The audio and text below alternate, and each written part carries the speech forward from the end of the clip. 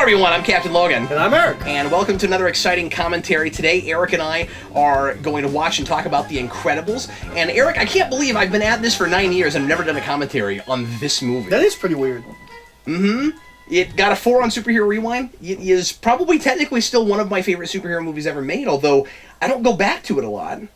I don't go back to it a lot, but I have reasons. Oh, really? So are you not a big fan of this movie? Oh, no, I love this film. Oh, okay. But I have younger siblings. And they just watched it over and over and over again? Never need to see Finding Nemo again, need to see Monsters, Inc. again. These are not bad films. I just never need to see them again. I definitely have that with a lot of Pixar movies. I don't know what it is about this one. Don't need to see Wall-E again. It's one of those that obviously I love, and it emotionally resonated with me, and it talked about cultural things that I think are really important that don't come up enough. Mm-hmm. And I'm not even saying it's not rewatchable. Just for whatever reason, there are other Pixar movies I would think to put in before I went back to Incredibles. I think my favorite still is probably Monsters, Inc. I like Monsters University more than Monsters, Inc. Well, okay, I put those right on top of each other. I kind of meant Monsters et al. When I said that, but yes, those two movies combined, I think, are my favorite Pixar films. I don't know. I always say Bug's Life just because nobody ever picks it. It needs some love. Yeah, and you don't like that movie because at all. Bug's Life is at the bottom of the barrel. I disagree. Okay, all right. I don't understand your It's a wonderful children's remake of Seven Samurai. Well, I don't have that background. It also has my favorite before the movie short, which is the guy playing chess with himself. Well, yeah, but you have to pull out the special features to watch the short. Right, it's not like it's in the movie. But the majority of my Bugs Life watching was on VHS. Oh, and was it always there? Yeah. I forgot about that. Yeah.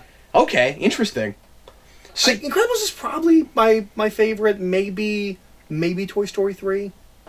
Yeah, I think intellectually it is, or it's really close. Mm. But yeah, weirdly, I don't know. Just an aside, I haven't gone back to it a lot. I have a theory now, knowing that you don't go back to this movie that often. I have a theory why, and we'll talk about it when we get into the movie. I'm excited to find that out. See, when you said what you said at the beginning of this, I thought you were going to say, we were like, well, there's a reason for that. I thought it was going to be like a really juicy story, where you were going to be like, there's a thing that traumatized me about this movie, or there's a small contingent of people that really hate the ending. And I thought maybe you had that. Because I don't know that we've talked about this movie that much. No. The two of us. I don't really know your feelings on it. We've kind of talked about the underlying philosophy and message of the film, but never really the film itself. Yeah. What it has to say about the public school system and things like that. We've talked about that. And the glorification of mediocrity. Right. And settling and things like that. Mm-hmm. I'll talk about this once we start the film. Yeah, sure, absolutely. This is apparently a long movie, so there's no reason to... We should get into it pretty soon. This is a movie that I have talked about quite a bit at length. I did a rewind and years ago now, but Jeff and I also did pretty extensive Pixar discussions on this. So I'm sure I will say some things I've said before, although, like I said, it's been a while since I've seen this, so and I didn't watch it again in preparation for this, but I'm sure everything will come back to me. Anyway, if you want to watch it with us, get out your DVD, your Blu-ray, however you want to watch it, get it to timestamp 0 past all the menus, and also past that early stuff, because we had to go past the lightning crackling and that stuff. We were at the castle. Did we before we had... Yes. Yeah, you're right. Okay, cool. Yeah. So there are a couple little tracks before you get to the main track. Because it wouldn't let you pause those tracks. Thank you for letting everybody know about that. And that's on the DVD. I don't know what the Blu-ray does. And if you want to listen to this just as a podcast, we'll do, as we always do, our level best to provide some context for what we're talking about as we move along. And here we go. We also, real quick, should put out the caveat that we have not seen Incredibles 2 yet. Hopefully this video will go up before the same day. It's going to go up the same day. Okay. So it is possible that there will be some people who, even as this post, have somehow already seen it. We have not seen 2. We have not seen 2, and we're not going to spend a bunch of time speculating about 2 during this. I don't want to do that. Yeah. But just know that you're listening to a couple of guys that have not seen that movie yet, and obviously posting it on the day, even if people watch this later. The majority of people will probably see this well after that movie has already come to theaters. Is everybody ready? And by everybody, I mean Eric. I'm ready. All right, here we go. Everybody, please press play right now. Oh, one second. Not yet. I'm going to do that again.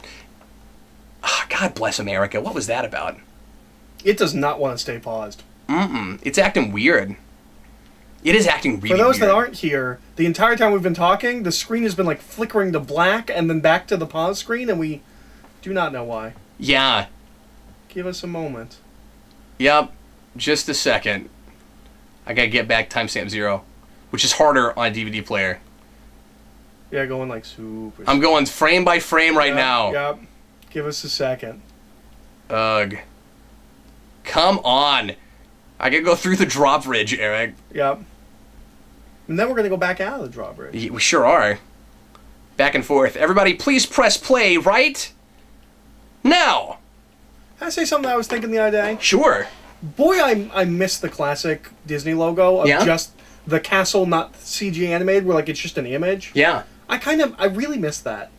Yeah. Maybe that's just nostalgia. Sure. There's something more simple and elegant. I have no sound. Do you have sound? I don't currently have sound.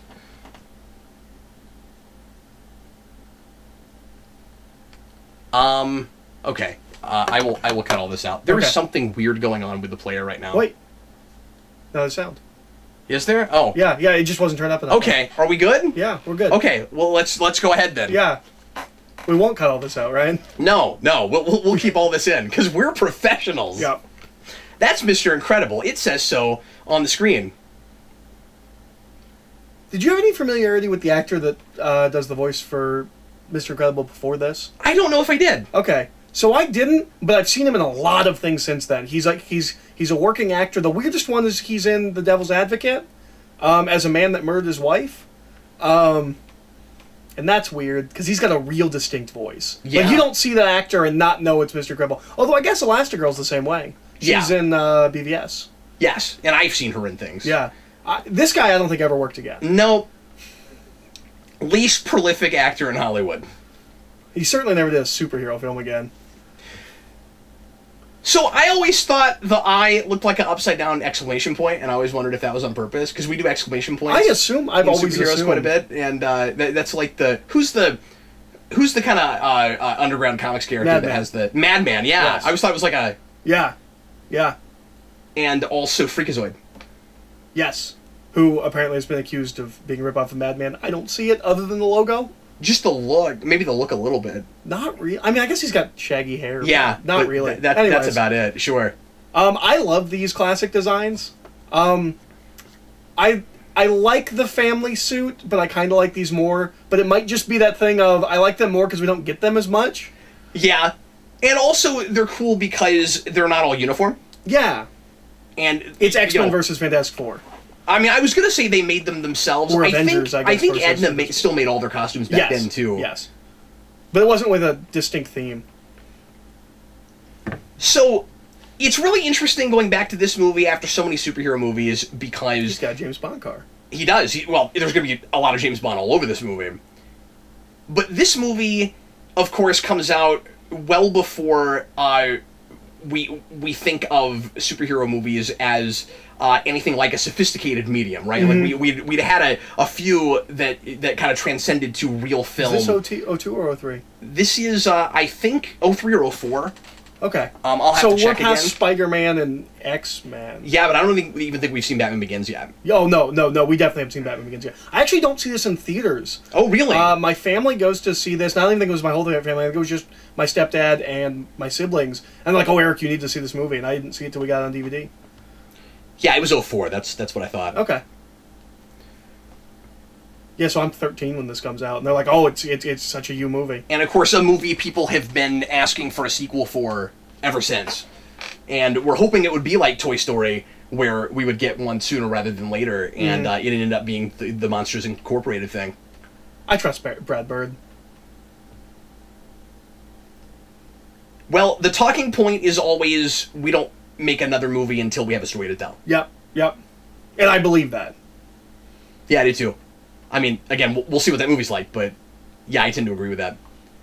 But the reason I bring up the era this comes out in is because this movie does a whole bunch of stuff that you see in superhero movies later that were incredibly new and innovative at the time, especially if you've never read a comic book. because of so many things it's either drawing from or kind of accidentally lands on, and it is impossible to... So I'll just get this out of the way early, even though it will probably keep coming up. It is impossible for me to talk about this movie without thinking a lot about Watchmen, and I saw this before I read that. And but when Brad Bird has clearly read Watchmen. Almost certainly, yeah. And maybe even seen Captain Invincible. See, I had the same thought.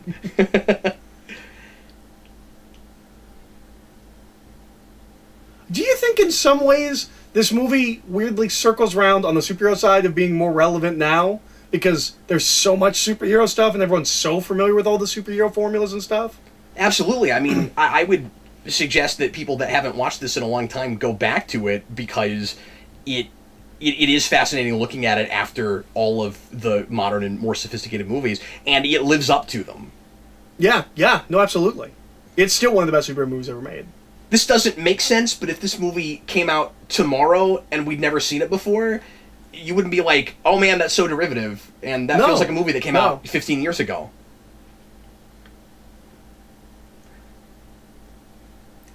And I kind of hate, because I have heard people kind of dismiss this as like, yeah, well, I've seen Fantastic Four, and I'm like, but it's not that? Yeah. I mean, Brad Bird clearly would have been the perfect person to make a Fantastic Four movie. Yeah, and there's a line this walks between a superhero thing and a parody of a superhero thing, and it is obviously not straight-up parody, it's not straight-up farce, but it is poking fun at some of the tropes of superhero. I would argue that a lot of Pixar movies, when they're in a particular genre like this, they kind of poke fun at that genre as they're also doing it, and this does that both with superhero and spy stuff. I think even at the time, it's intentionally trying to set itself apart from other superhero things by looking at spy fiction and the... Which is my theory, by the way, of why you don't go back to this movie. Is it's such a spy movie. And you know what? I think you're 100% right. I think that is what it is. It's like... I don't think of this as a superhero movie, even though... I mean, I do, but I think you're absolutely right. I think to sit down and watch it, not as much. And it's a spy soundtrack before it's a superhero soundtrack. Oh, yeah, absolutely. Well, and the... So I'm not sure what comes first. The, like, 50s, 60s Art Deco look, or the spy stuff, but, like, those go hand in hand. Yeah. Like, it's very The Avenger, like, the TV show The Avengers, it's very James Bond, and that also lends itself to the golden age of superheroes. Right. So I get how those all go together, but yeah, no, this is kind of a spy movie. Well, and it's not like Brad Bird is the only person making a superhero movie that goes to James Bond. Because we talk about this with Nolan all the time. Yeah. And he's going to do the very same thing a year after this. But this is a more... A straight-up spy thing. Yeah, it's a more... The villains are spy villains before they're superhero villains. Or at least the main one is. And I would argue that this guy could have been a James Bond villain. Like, and not he the has, name, but maybe a Dick Tracy villain. Yeah. Well, and he has, like, a sexy female henchwoman, and the volcano lair. I mean, volcano lair is, I guess, also the... A super villain thing. And the gadgets. And, yeah. Yeah, the specific brand of volcano secret lair is the James Bond volcano secret lair. Secret volcano lair. I will be interested to know if the next movie feels like a spy movie or it's superhero mixed with something else. Or if it's more straight up superhero, but I kind of doubt that. But yeah, Nolan pulls a lot of, like, action elements and things from James Bond. Like, but not the flavor of it. Yeah, he's more interested in the technical side of James Bond, in what he's bringing to Batman. This is the style, or almost like a... Fetishized is the wrong word. Like a... It's homage. It's not actually what those movies look like, but it's what you think those movies look like, kind of a thing. Interesting, It's the... It's the heightened well, and making recreation. one specifically for kids. Although we should talk about this. This movie is not straight up for kids. I mean, like, it's a kid friendly movie. But this was, when this came out, there was a lot of talk that Pixar is not just making kiddie movies anymore. I don't know if you remember this, but there was. I remember that always been the thing people say about Pixar. Yeah, but this one specifically, there was a lot of talk that maybe they were going to allow them to get a little bit more adult and a little bit more risque and stuff, just because of particular lines of dialogue in this movie and stuff. Eventually. And I've heard people complain that this is not a children's film and it deals with subject matter that doesn't belong in a children's film, period. And I can't agree with that. I can't either. I don't know if there's really any subject that it can't be dealt with in a children's film if it's dealt with in an appropriate manner. Yeah. Which I think this film does. Yeah. And this movie absolutely does, yeah. Because one of the big ones people throw out is the, you didn't save my life, you ruined my death. Like, the fact that there's suicide and attempted suicide in a children's film. Yeah, and I think that was, now that I'm thinking about it, I think that was maybe the big thing where people went, oh, you guys are making movies for adults now. Mm. But especially the subject matter that's at the forefront, using superpowers as a metaphor for like advanced children and for natural abilities and being better than other people at things, and what do you do with that when you stand out, and is standing out bad and all of that. We need to be dealing with these things in children's films because that's precisely when you need to be thinking about those things most, and have adults help you figure out how to handle them. I mean, I would argue that that's a great metaphor for something that a lot of that at least some children, especially teenagers, have to deal with, just like using mutancy as a metaphor for puberty. And that's precisely the age group that you aim that at, and everybody. Because you talk about that issue with children, and then you talk about it to parents and say, like, parents, how do you feel about this as an issue? This is all Watchmen. Yeah. One of the things I think is really interesting about this movie is that this is a children's. That is not a thing that happens in Watchmen. What? Superheroes are granted amnesty. Yeah. That does not happen. A lot of them get thrown away. And then you have the token ones that are used by the government. That's a thing Incredibles doesn't do. All the superheroes go away. Yeah. There's not like a token team or a Dr. Manhattan, right? Yeah. But I think it's really interesting that this is a children's film about adults. Yeah. We don't do that. And the children. It is an ensemble cast film. I think everybody goes through an arc in that. But he's the main character. No, he absolutely is. And if there is a second, he's the point of view character, but everybody gets an arc. No, absolutely. But I think a lot of times there is an instinct where, like, kids don't want to see movies about adults; they want to see movies about kids. And I think that's so wrong. I didn't like kid things when I was a kid. I wanted to watch Batman. Yeah. It wasn't always about what you related to right then. It was about what you wanted to grow up and be. Yeah. And you wanted guidance for that, or you wanted to imagine that happening for you. And then, in a weird way, that feels relevant. It feels, relatable to you as a kid. Because you're not always right about what you actually, relate to. Mm-hmm. If that makes sense. We're like, when you're a kid, well, the question is, you love Batman, in your mind, you are a Batman. And the question is, like, do you always need relatability, or is it okay for it to just be resonant? Yes. It doesn't have, you don't have to relate to it for it to resonate. Precisely. With you. Yeah. This scene is never far from my mind. Really? Yeah, it's always just like a couple layers back. I don't know why, but this scene sticks in my head, and I think of it often. I'm sorry, ma'am. There's nothing I can do. Well, that feels like a thing that would resonate with you a lot. I totally get that. Yeah. Where you have the guy in the mundane dead-end job who's like that's very Office Space. Yeah. Who's expected to be cold and just do whatever the company tells him to and not think about the people as people. I always forget his name. I'd have to look it up, but his boss is played by the guy who is Rex in Toy Story, and he's the Grand Negus, and he's the guy in... Is he in every Pixar movie, at least for a while? He's in a lot of them.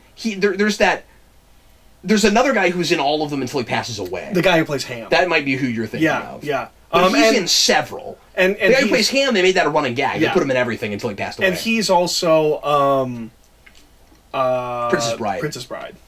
I was trying to go with that character's name. Fazzini? I think that's Fazzini. This guy's head has always made me laugh. This scene also is never far from my mind. It is a running joke, like, with my family, that we say very often, where it's coincidence? I think not.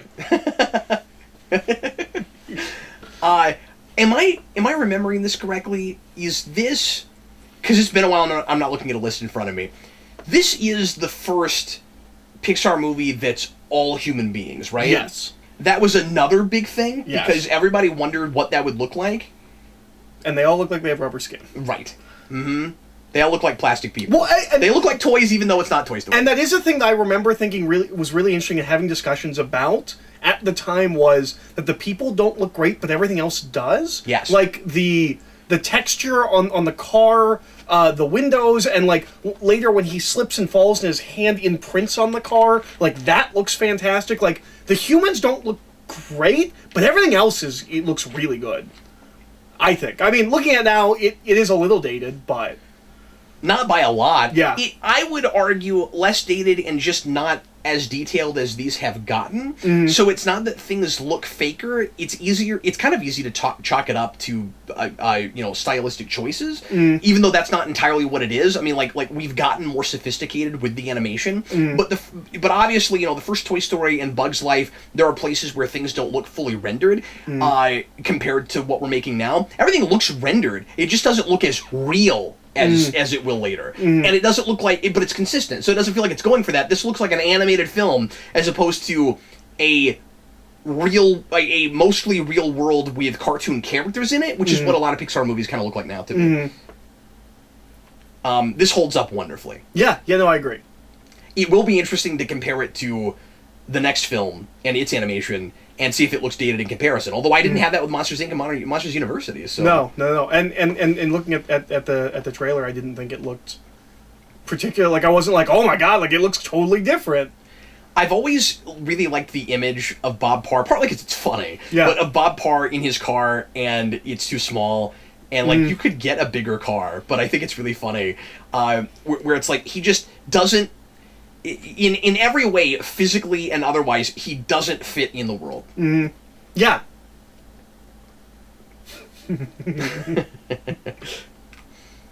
And he's wonderfully sympathetic. He's one of these characters that's constantly annoyed and frustrated, but he doesn't come off like a whiner, and you appreciate why he's got that frustration. And I also like that it's not cynical about the parents hiding their children and what they can do.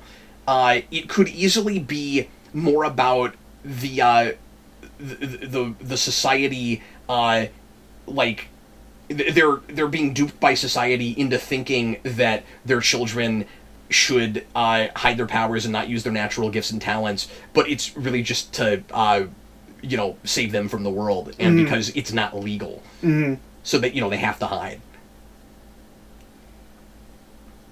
So maybe I should save this point for the end of the movie, but I just thought of it, so I'll make it now.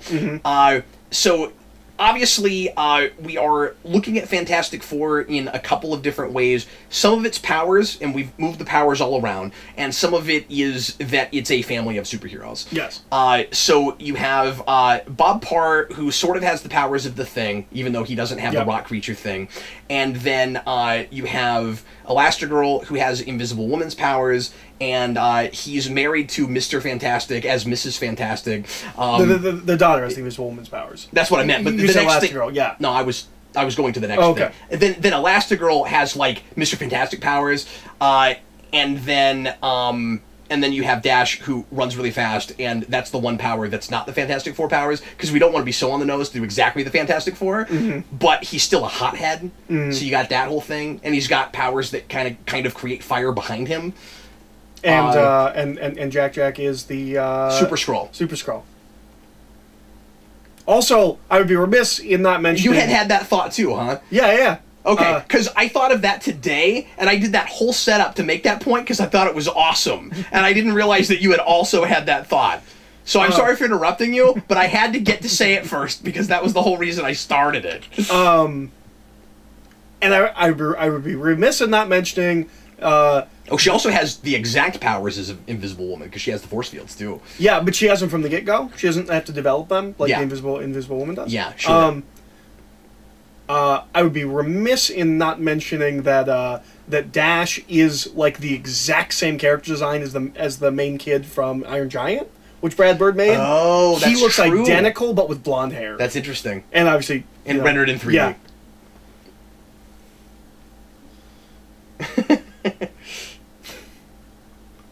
Boy, I love Brad Bird. So, to kind of finish up the Fantastic Four thing, I like you alluded to earlier, have heard people say, well, who needs a Fantastic Four movie when you have this? But it is a different thing. Yeah, it's not cosmic. It's not... And this isn't about science, and it's not about that kind of hubris, right? Mm-hmm. These aren't geniuses. Yeah. It's just a regular family. Yeah. No Ordinary Family is kind of trying to be a live-action version of this movie. I never watched that. Is that It's good? not great. I didn't imagine. I watched it for Chickless. I don't think Chickless and what's-her-face who played Darla in Buffy really have the right chemistry. Yeah, They I wouldn't didn't- imagine them getting... That didn't really work. Yeah.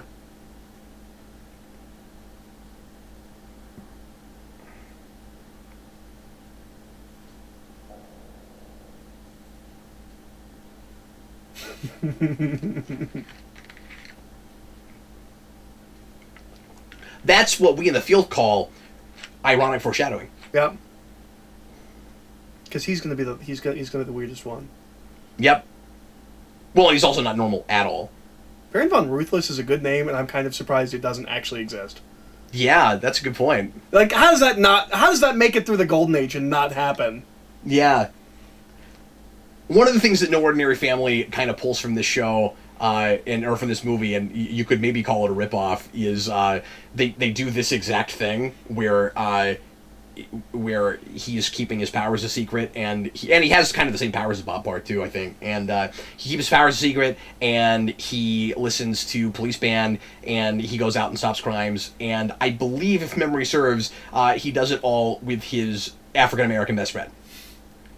I know. But I don't think that guy has powers. I know supervillains do monologue, but that story he just told is more of a James Bond kind of a thing, where like the villain's going on and on about like how he's going to rule the world and all that. Like that's a thing that we make fun of and associate with James Bond specifically. But then there's the weird, like crossover and overlap and chicken and the egg thing, right? Where how much of superhero motifs also come from James Bond? Mm-hmm.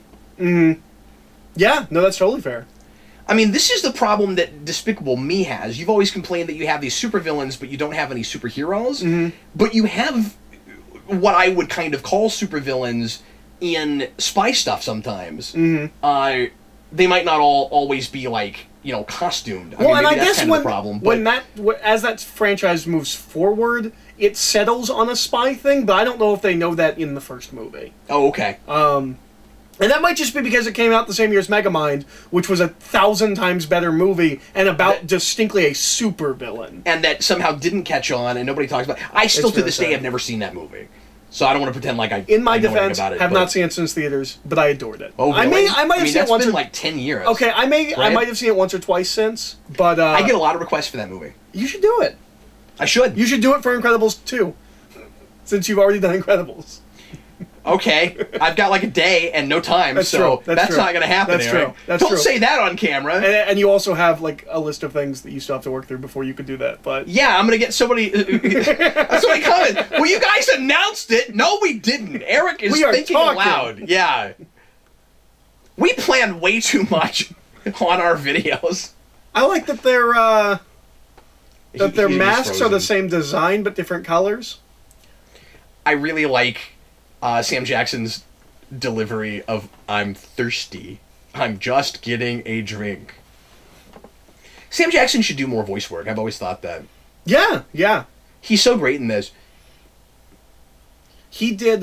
He does Afro Samurai, where he does two characters, Afro and Ninja, who by the end of the first series twist you find out doesn't exist. It's in his head, And it's really interesting because now I never have to watch that. you kind of get, you don't need to watch it in the first place. Like it's fun, but it's not great. Although Ron Perlman's phenomenal in that. His villain has this line where he's like, he's like, oh yeah, I remember you from when I killed your pappy. It's really good. But in Afro Samurai, he goes back and forth between what I think of as like Sam Jackson's funny voice and serious voice, like Mr. Glass versus, I guess, like Pulp Fiction. Interesting. Because Afro Samurai doesn't talk that much, so like when he does talk, he's very deadly serious. And then the other one is just Sam Jackson going off saying with it, like almost like the Genie. That's really funny. Yeah.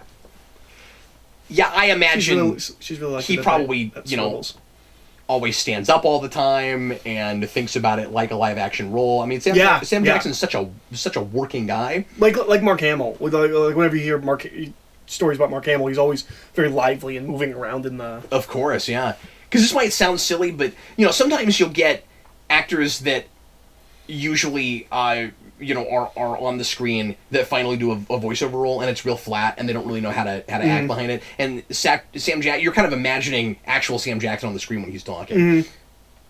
No, I think voice acting, it's a bad rap, and people think it's easy, and anyone can do it, and if you can act, you can voice act. So not true. They are different skill sets. No, and we know that because of the sheer number of movies that were just kind of star vehicles, where it was kind of a mediocre thing, and we slapped a big name on it, and the performances were mediocre. And the performances were kind of flat and nothing. Yeah, and not ever. I love this. I love it so much. I've always thought is the single most stupid thing. Yeah. That we do in public school. May I say that? Where we call it a graduation when you move from just a grade to another grade?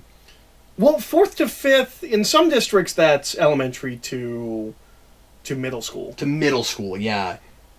So I guess that's sort of understandable. I mean, it wasn't in... Okay, so when I live in West Virginia, up to 3rd grade, I'm in a school that after 4th grade you go to middle school. But when I moved to Florida, I'm in a school that goes to 5th. I've been in a lot of different districts, so I've seen a lot of different permutations of that. And yes, I've seen that. I've seen 5th is middle school, but I've also seen a lot of elementary is kindergarten to 6th. Oh, okay. I've not seen that. But given that he doesn't say that high school or middle school and elementary school don't come up, I imagine it's a school that at least just goes from 4 to 5. Yeah, that's how I always imagined it too. Yeah. She's got more of an argument if it isn't that, but it's still kind of arbitrary any way you look at it. Mm. I mean, I guess... It's not really a graduation. You're graduating out of that grade.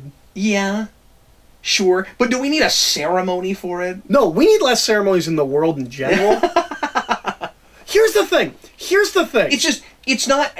All I'm saying is I agree with Bob Parr. Yeah, I agree. It shouldn't be, and as I was saying, I agree with you. I don't want to get ultra political and stuff. I may be showing my colors a little bit too much about how I feel about certain things. But this movie really resonates with me on a personal level with all that stuff. I agree with him so much, and this is still a problem with the celebration of mediocrity. You shouldn't have a ceremony unless you really accomplish something, and if there was a possibility, however minor, that you might fail, you have an argument.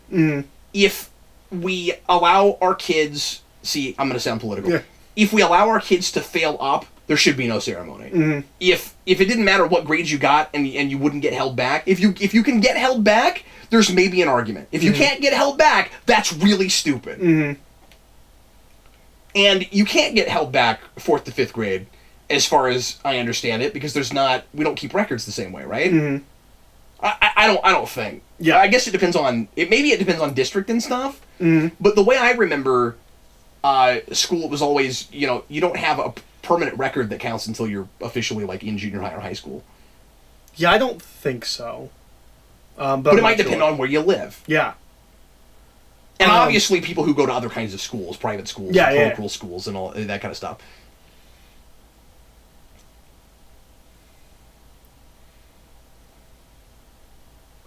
So I imagine Arthur from The Tick works in this office also. So the clock thing's important. Although he's not an accountant. With his boss's character, I think it's interesting that we use two different things to demonstrate the same thing about this person, which is that he's OCD. He's super OCD. Yes. And so, of course, he goes to a clock metaphor because it's punctual. It's precise. It's precise. And that's how he his pencils are the exact same length, and they sit on his desk on the calendar in the exact same spacing. No, it's just a really nice bit of character detail. Yeah. So, have you ever thought about Bob Parr's name? And just the choice of that last name. No. This is about mediocrity and excellence, subpar, above par. That's intentional. Yeah. Yeah.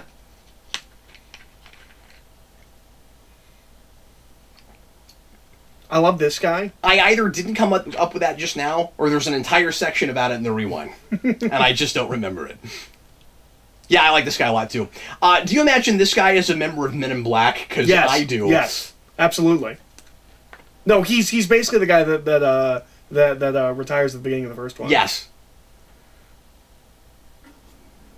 Erase memories. He is a Man in Black. And that's also a very distinct difference from Watchmen, is that they're helping the superheroes. Yeah. They didn't just this make is it the more illegal. positive version of it. Yes. Yeah. Which I like because it's a superhero universe, which Watchmen was not. It was a vigilante universe. Good point. Yeah. So it's a complicated thing where it's like, the superheroes maybe in some cases made things more dangerous before they helped, but the government recognized that at least most of them were doing things for the right reasons and had their hearts in the right place. And so it's witness protection in some ways. So when I was a kid and I saw this movie, I didn't like that kid says amazing there. This movie was sold really hard on this room. Yeah. I don't know if you remember that. Yeah, that was the teaser, initial wasn't it? Teaser, yeah. Yeah. But that kid says that he's waiting for something amazing, and as a kid I was like, shouldn't it be something incredible? As an adult, I like the choice of not doing that. The nose. Yeah. But as a kid I was like, obviously he should say I'm waiting for something incredible. And there's so many other choices you could have had too, like a spectacular or web of. Yeah, yeah. Avenging. That joke just never gets old.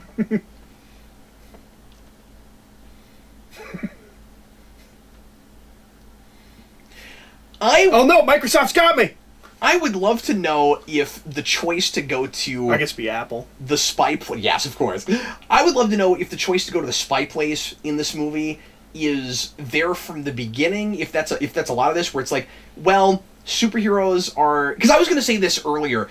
We're wanting to separate this in some way from other things that are coming out then because the general public, at least, is starting to think that we're into a superhero onslaught. We had no idea what it was going to turn into. Yeah. And so I have come to call that the growing pains age, and now we're into the golden age. That was like the pre-industrial age of superhero movies in my mind. But I wonder if that was the main reason for that, or if it was just kind of the natural place this story goes because the superheroes are in secret. So you need a secret plot.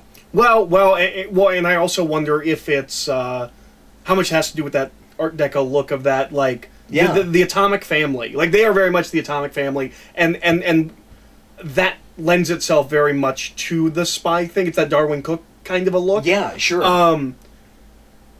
But also knowing that Brad Bird will go on to direct a Mission Impossible, he might just like that stuff, and it might just kind of link in his brain in a similar place. Yeah, so it could be both. It could just be it naturally goes to that place. So of course he's that guy that will take it. Yeah. I am thinking about going through all Mission Impossibles when the new one comes out. Are you? Because I haven't seen the last one, and I heard it was quite good. Like a lot of people were like, yeah, it was a better Spectre than Spectre. Yeah, that wall, they showed us that in the teaser. I mean, there's only 5 of them. 4 or 5 of them? There's 4, I think, yeah. for the new one. No, there's 5. There's 5. Oh, are there? The new one is 6. Wow. Yeah. They're gaining on Fast and Furious. Yep. And also but a franchise... It's taken them much longer. And also a franchise that people think the later ones are better. Interesting. Four and 5 seem to be the ones ever. Because when Ghost Protocol, which is the one Brad Bird directs, came out, people were like, "This is the best, like far and away the best Mission Impossible." That's the only one I ever really thought about sitting down and watching. It's good. I don't know if you would like it. It's still a spy movie. You know what I mean? Yeah, it's just not my bag. But it's good, and I haven't seen Rogue Nation, but I heard good things. But at least I'll watch those two. But I have a lot of nostalgia for the first two. I've seen the third one exactly once, in theaters. But yeah, you were talking about Art Deco. This is certainly looking at pulps and serials. I mean, I know we bring that stuff up all the time, but they're looking at this. This is in some ways a kind of broad sweeping love letter of things derived from comics in the first place, I would argue. I mean, I don't even know if it's a love letter to comics before it's a love letter to like on-screen stuff that you don't get without comics. Well, because Fletcher is also Fleischer. I keep saying Fletcher. Fleischer. Fleischer is also obviously an influence. Yeah. And you and I have been doing this together for way too long. Yeah, right? yeah. Like this is the 5th or 6th time this commentary that has happened. I imagine Brad Bird likes superheroes. Yeah. And he would have made this movie regardless of what the movie climate was. Like, I don't think he starts working on this movie knowing Spider-Man, X-Men, all of that are coming out. No, especially because it takes so long to make these. There's that like legend of the founding of Pixar that I heard about when Wall-E came out, where when Pixar was founded, they had these movies that they were going to make, and Wall-E's the last one of that initial batch. And I'm pretty sure Incredibles is part of that initial batch. So that means that he had this idea. That means he had this idea as early as the mid-90s. Yeah. Well, and people have made the argument that Iron Giant is kind of a superhero movie. Yeah, yeah. I get requests for that, too, and I can't decide if it counts. I don't think it counts. It's closer to kaiju than it is anything. Yeah. I think a lot of it is just, it references Superman so hard, and then you can make the argument that by the end... But so does Hercules. But you can make the argument that by the end that robot is kind of a superhero. Yeah. I mean... No, but I mean, the movie references Superman by name. Like, oh, I see what you mean. Like, Superman is a big part of the plot, the character arc of that character. He's... Remember, he's reading Superman comics, and am I remembering that right? And no, I think you're right. He says you're not a gun, and he wants him to be Superman, if memory serves. No, I think you're right. It's been once I've seen that. I really wanted to go. Same here. I really wanted to go to the when they put it in theaters. I didn't remember that they did that. Yeah, they did that like a year or two ago. Oh man, maybe 3. I wish we'd done that. I think it's before I moved here. I think it's before I moved here. I wish we separately had done that. Yeah. Obviously, Bob Parr being super out of shape and being kind of a, just stereotypical working dad who's not taking care of himself and thinking about working out and stuff, is just like a really realistic thing to do, but they get comedy mileage out of it. Well, and what I love is the nuance of that in the superhero thing that we don't ever actually do in superhero things. He's still super strong. That doesn't mean he's automatically in shape. And I really like that. That's great. We assume Superman will always be in shape no matter what he does. I really like the idea that he's still going to be super strong, but that doesn't mean he's going to be physically fit. These robots always struck me as very Fleischery. Yeah. Well, I mean, the War of the Worlds. Sure. Right, they're the tripods? I mean, they're not tripods. I know, but that's the classic, like tripod design, but with the 4 arms, right? I mean 5, but yeah. Do they have 5? I mean, they do have 5. I guess it's looking at that also. Mm-hmm. But it just reminds me of adventure serial cartoon stuff. Yeah. And again, science fiction pulps. Yeah. Did a lot of things like that. Well, and obviously War of the Worlds is a big influence on all of that stuff. Yes, of course, sure. I just think that's so foundational that it's possible that never came up in their minds. I don't know if I'm completely with you on that one.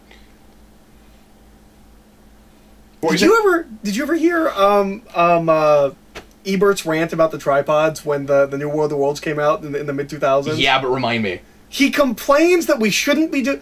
Because they can't stand because it's 3 legs. Yes. And he just goes off where he's like, is 2006 Why are we still doing? Just give him a fourth leg. He wouldn't have gone off about it if those characters had resonated with him. He had nothing else to talk about. Did you ever play the video game sequel? I didn't. And neither did I. I don't know why this... Maybe I should this feels kind of video take a gamey. look at it at some point. I love this bit. Oh, no, this is very video gamey. Well, and yeah, that always stuck with me really hard. Yeah. Like, he needed his back pop that whole time. Yep. I love that so much. No, I always thought this was all video gamey, and not in a bad way. Not like, oh, we're replacing real story with, a typical video game plot. That's all just, plot driven and not character driven. But from the moment that she gives him his orders here, his mission. It feels like a video game mission. She's like, go here and take out these things, and You know what this movie doesn't deal with? I wonder if the second one will. And I have this question with everything that's ever done this plot, except for Watchmen, because they're all, like, borderline crazy people. Where are the supervillains? Did they all... Like, I had this during Civil War, where I was like... Yeah, because even your big surprise supervillain, he didn't used to be a supervillain. He was a kid that wanted to be a hero and grew up. Supervillains aren't going to go, oh, it's illegal to be a supervillain now? What happens to them? Why did they just stop? I guess there's the escalation I was going to say that. Thing. You can deal with it, but I would love for it to actually be dealt with. Yeah. I bet that does. Again, I don't want to spend the whole time talking about the next movie that we haven't seen yet. That villain looks so cool. Yeah, he does. I am a sucker, and I think it's because we do Origins so much, and also because we've been doing so many 20, 30-year later sequels lately. I'm a sucker for stories like this that are follow-ups to stories that you never read. Yeah. Where this is about characters that had adventures and have been out of the limelight for a long time, and they've come back. Return of Captain Invincible is not a sequel, even though it sounds like a sequel. Yeah. I'm a sucker for those. Yeah, no, that makes sense. And I think one of the things that still makes I think it's fun to explore a history through the present. We're not getting flashbacks. That would be obnoxious. Like that's a thing I like about Watchmen. Now Watchmen does do flashbacks. It does go back. But I like that you have all this. We're not starting from scratch. There's all this really interesting history and these details that have built this world already, and we're being dropped into it, and we're dropped into it with an inciting incident. That's pretty adult. And in a place, that's logical, to start, and so we're not confused, and we have a good eyes in. But and also it's a pre-established world, and it feels very lived in, and I think that's part of why I like that. Yeah, no, I like that too. I mean, that's part of what the appeal of Star Wars was. Right. But no, and that's something that puts this... It's like dictionary in Medias Res. Yeah, that's something that puts this above a lot of superhero movies.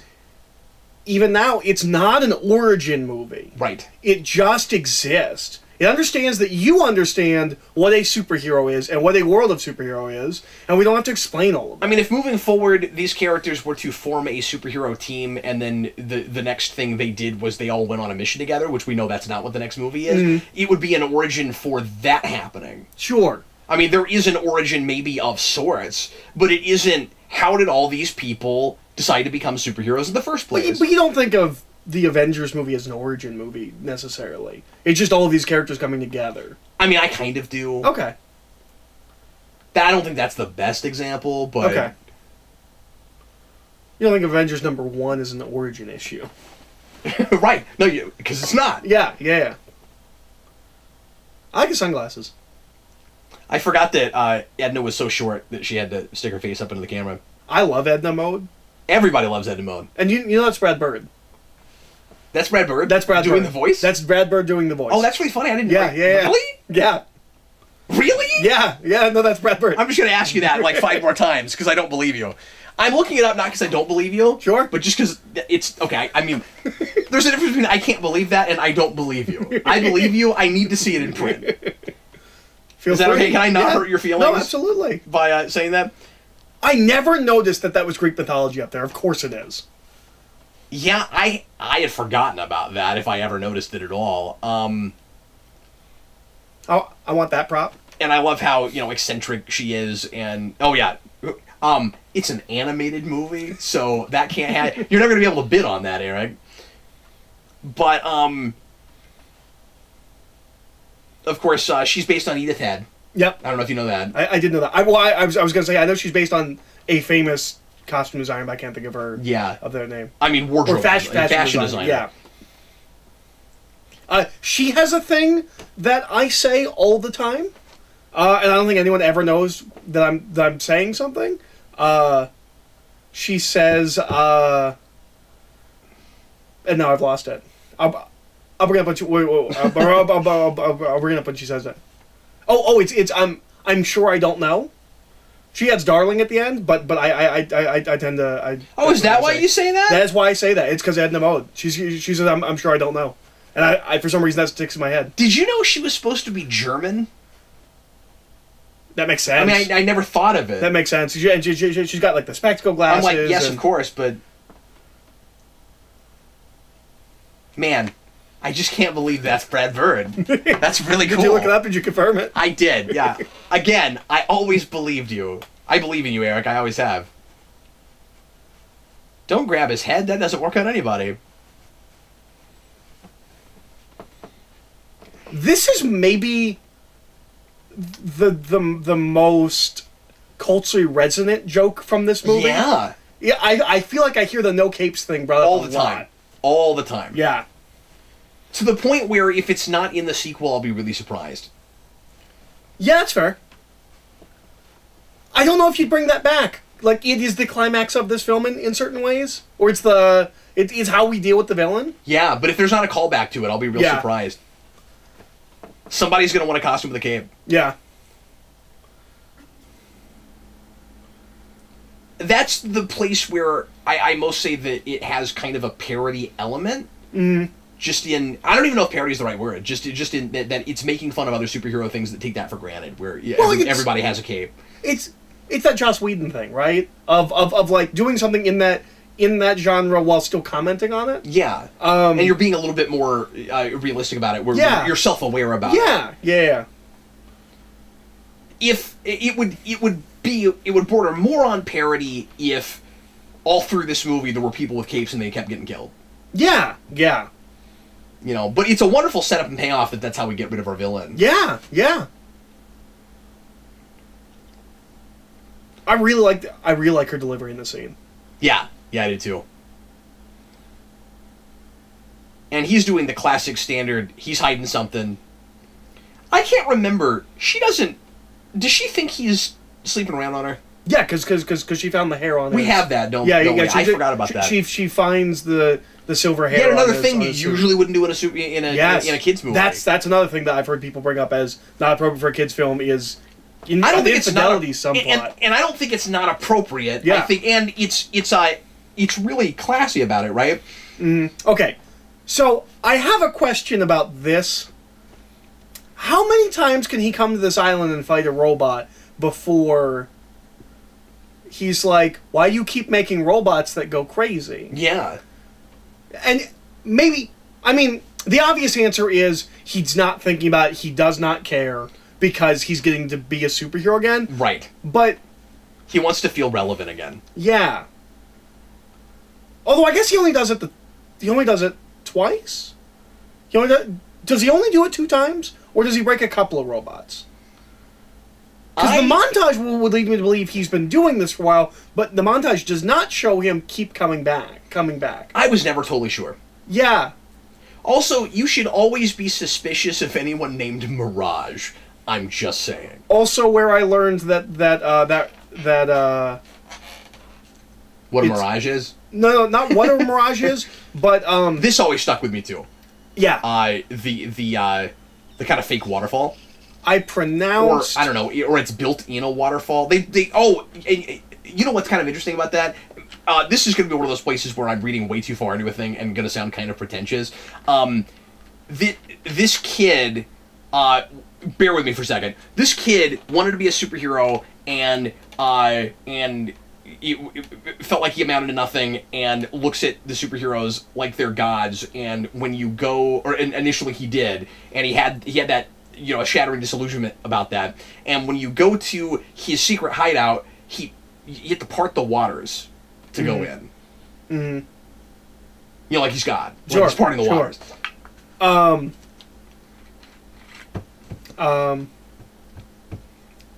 no! With the Mirage thing. No. It's so. I must watch this movie with subtitles or something. And I see how her name's spelled. And for a while, I thought Eastman Laird's Ninja Turtles was published by Mirage. Oh, okay. I'm around 13 when this movie comes out, but yeah, I thought Eastman Laird's Turtles was Mirage. And then I learned it, and I was like, oh, it's Mirage. That makes sense. I've never heard the word Mirage before. It is, and I have this with a lot of movies now, but it is insane, this especially, to consider just how old this movie is now. And a lot of that's because of how well it holds up. Yeah. It feels like it still feels like this movie came out a few years ago. Mm-hmm. This is all very James Bondy, this set. I just started dating my wife when this movie came out. Oh, wow. And once again, I am myself. The Syndrome symbol is on that table. Yeah. I forgot about that. That's really cool. What did he think was going to happen? There's just all this great, foreshadowing, and I forgot there was another robot. Yeah, because this is the one. When you said that, I was like, oh yeah, I forgot all about that.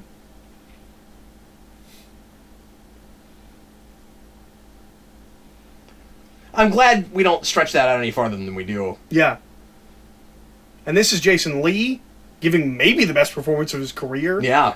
Next to maybe Dogma or Chasing Amy. I like Jason Lee. I hate his career after this movie. He does My Name is Earl, which is not a terrible show, but it's below him.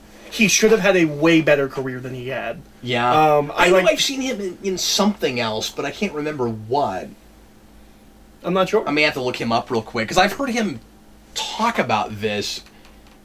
And I think I've seen him in other stuff. He's, at this point, his big thing is that he's Kevin Smith alum. He's in almost all of Kevin Smith's films. Yeah, but which is why I'm very familiar with him. Yeah. But also, he's in like 2 minutes of Enemy of the State. He is the guy that gives Will Smith the thing that sets the plot off. Oh, that's funny.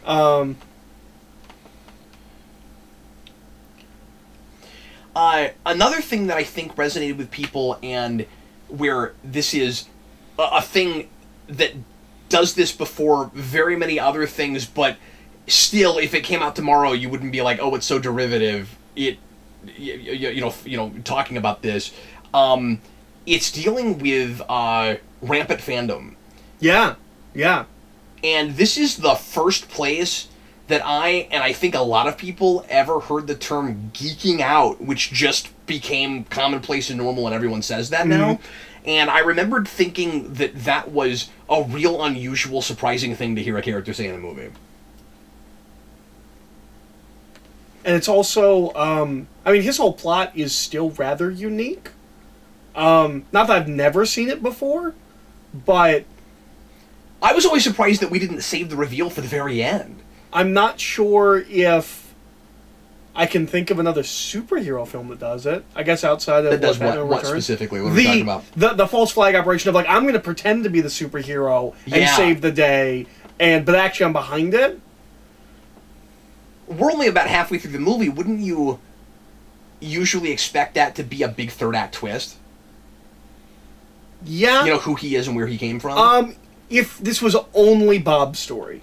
Yeah. You have to be able to put everyone else in peril, and their story. If it was just Bob's story, yeah, he would be the guy that comes in and hires him, and you'd find out at the end that he's the bad guy. But you need a threat for everyone. This is also more gruesome than you would usually see in a kid's movie. That he's actually finding corpses. And this is fantastic. I forgot about that. Yeah. No, that's so smart. That's such smart storytelling.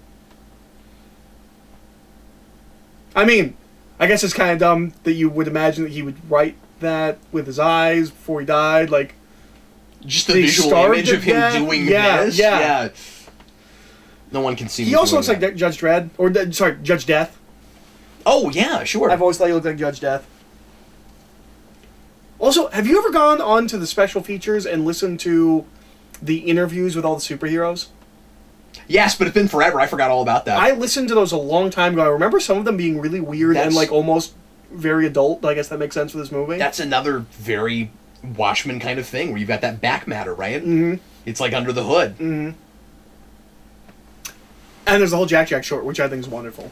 I've never seen that. Really? Or if I have, I don't remember it. It's the other side of the phone call they get at the end. Yeah, I've never seen that. Okay, we should watch on this commentary. It's like 5 minutes maybe. Okay. Jack Jack Attack.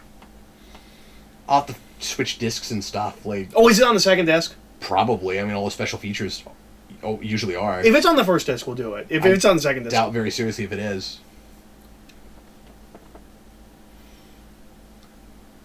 Yeah, Edna is actually kind of terrifying. No, she's completely terrifying.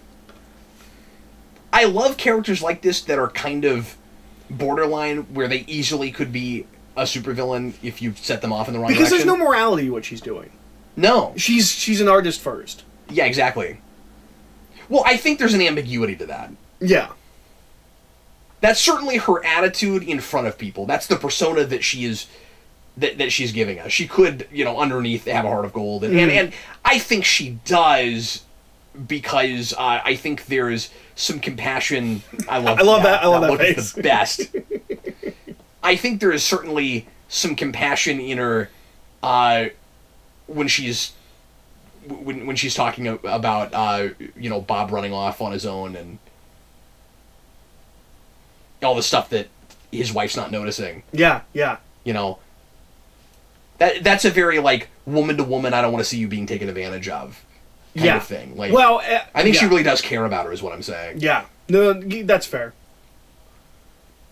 I love the weird, like, old school Disney World or, like, World's Fairness of this.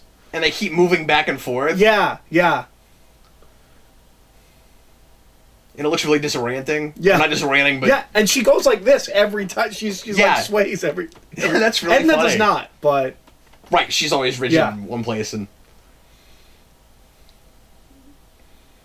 I love that line so much.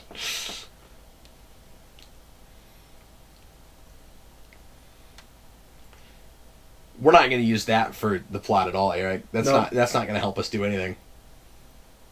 Well, we'll use it immediately, right? Like, that's not even a payoff thing. Like, we will use that, like, in this scene.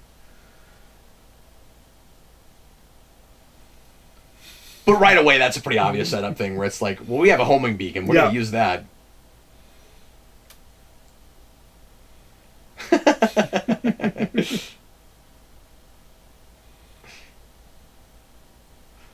I love this line delivery so much.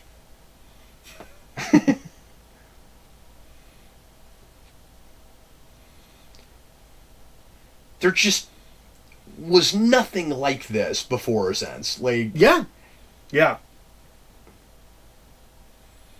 Like, we've been talking about how, as glad as we both are that there's a sequel to this coming out, about how, like, the hype has been kind of overwhelming. Mm. And I'm weirdly a little bit sick of people talking about that sequel. I don't know why. It's it's been very everywhere and kind of in my face. Okay, I have not had that. Oh, really? Yeah. Like, I know a couple people and we're all excited, but, like, no, I have not had that. Going back to this, I'm immediately, like, kind of once again understanding, like, why people are so hyped for that. Mm-hmm. Well, yeah, it's one of the best superhero movies ever made, and the same guys come back and do it. And people were hoping we would get a sequel 3 or 4 years after that. Yeah. Yeah. And I think part of that is because it's a superhero movie. That's part of it. I think more of it is you did Toy Stories in closer proximity, and you made Cars movies that nobody wanted. Yes. Yeah, well, that was the big talking point with both Cars 2 and 3. Is like, why are we getting this? Why aren't we getting Incredibles 2? Yeah, well, we're doing that because the Cars toys are like $1 billion industry all by themselves. Yeah. That's why. Yeah, but you know what you do with that? You do planes, and you do an animated series. Don't give me that. You can do an animated series. You don't need to use a time. You don't need to use a slot in your 1 year a movie release. If you schedule. looked at their earnings, you would understand why they did that. Sure. When you we've been watching The Toys That Made Us, right? And you remember in the Lego one, I watched that today. Oh, cool. Do you remember? It's a good one. It's wonderful. It's about the system. It's about the system. Yeah. The running gags in that one I thought were actually kind of fun. I agree. You remember that one of the things that made them almost go bankrupt is that they relied really hard on licenses, and they had a year where there wasn't a Star Wars or a Harry Potter. The Cars movies moved the Cars toys. But I think if you had an animated series, it would move it too. Not in the same way. Okay. When there's a big movie that people are leaving their house to go out and see, they're merchandising specifically the characters that are from that. I don't think a show helps them as much as a big movie. This bit is fantastic. He's gonna try and ram through it, and then it just opens. I really like that. I mean, you can't make that argument with like Clone Wars and Star Wars. Like, a movie is still gonna sell more toys. Yeah, I guess so. No, you're right. You're right. I've always been unclear on if this is actually lava or just looks like lava. It's like a lava lamp inside. I think it's actually lava. That's what I've always thought too, but how would you do that? Well, how does he depart water? Unless it's a manufactured waterfall. I can't tell if it's like, if they built that into a waterfall, or if it's like sprinklers he's turning off. I could never tell. But there's things that you can do with water, like just walls, would like block water. You are looking at the lava. But there weren't walls. Oh yeah, I guess you're right. It looked like the water itself was moving. Well, then it must be man-made, and they just turn off that section, right? That's the only thing that makes sense. But you can't do that with lava. The lava. And there's walls, and he's like sneaking past. Like, is it like lava-proof glass? Yeah, don't think about it. That part's a video game. It's a cartoon. It's a cartoon. It's not a video game. It's a cartoon. Whoever wrote this episode should die. Because they would do that with Psych Wave, Everseer, Microburst or Macroburst, Phalange. That's pretty good. Yeah, I think whatever that one was. I think that was Blaze or something. I like Downburst, Hypershock, Apogee. That's a great one. Tradewind, Vectress. Blitzer Man was one of them. Gazer and then Beam. of course that's Gazer Beam. I love Gamma the evolution images of the robots. Yeah. It's a really cool evolution of like how they developed and changed. So I've never actually paid that close attention to those names before, so I'm reading all of them. And I've never heard any of those show up in anything else. Where like other people have tried to have used names where they... Because that wouldn't be a thing where you would assume that people rip that off from this. They show up for like a second and a half. Yeah. We will accidentally create things independently of other things. I mean, the same thing, independent of somebody,